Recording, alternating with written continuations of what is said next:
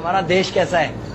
वैसा ही जैसा आप छोड़ के गए थे। यानी कि हम अभी भी अंग्रेजों के गुलाम हैं? नहीं, अंग्रेजों से तो हमें 1947 में ही आजादी मिल गई थी। अच्छा, तो अब तो हमारे अपने लोग देश चलाते होंगे ना? हाँ, तब तो देश काफी आगे बढ़ गया होगा। जब हमारे अपने लोग देश चला रहे हैं तो गरीबी और भ्रष्टाचार का तो नाम ही नहीं होगा। सबको बराबर हक दिया जाता होगा, किसानों और मजदूरों का अच्छा ध्यान रखा जाता होगा ना?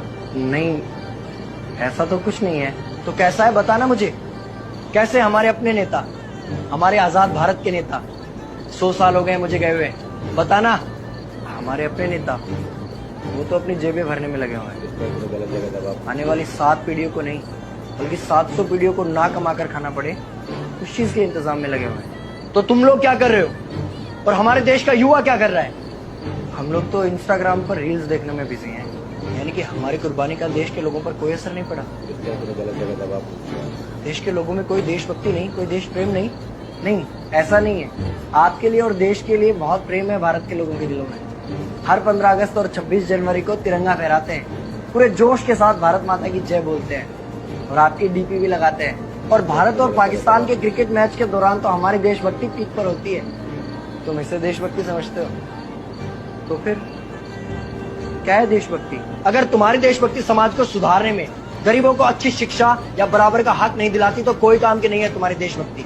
भ्रष्ट नेताओं और सरकार के खिलाफ आवाज उठाओ, लोगों को एकजुट करो। लेकिन अगर हमने सरकार के खिलाफ आवाज उठाई या नेताओं से सवाल पूछे तो हमें एंटी नेशनलिस्ट कहा जाएगा या हमें गद्दार करार दे दिया जाएगा। तो डरता है। 23 साल का था मैं जब अंग्रेजों ने मुझे फांसी पर चढ़ा दिया। मुझे तो आतंकवादी कहा गया था। अगर अब नहीं जागे तो ये देश सोता रहेगा। ये सरकारें, ये नेता देश को बेच खाएंगे। इस भ्रष्ट सरकारी तंत्र से लड़ो। देश को क्रांति की जरूरत है।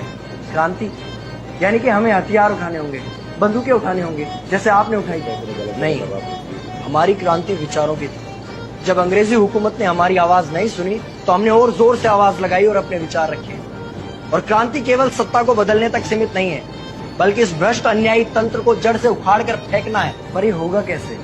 अपने आसपास से शुरुआत करो। जो भी तुम्हें भ्रष्ट नजर आए उसके खिलाफ आवाज उठाओ, एक्शन लो। तुम्हारे टैक्स का पैसा नेताओं की जेब में जा रहा है, हिसाब मांगो। अपने वोट का सही इस्तेमाल करो, लोगों को जागरूक करो, इस देश को आजाद करवाओ।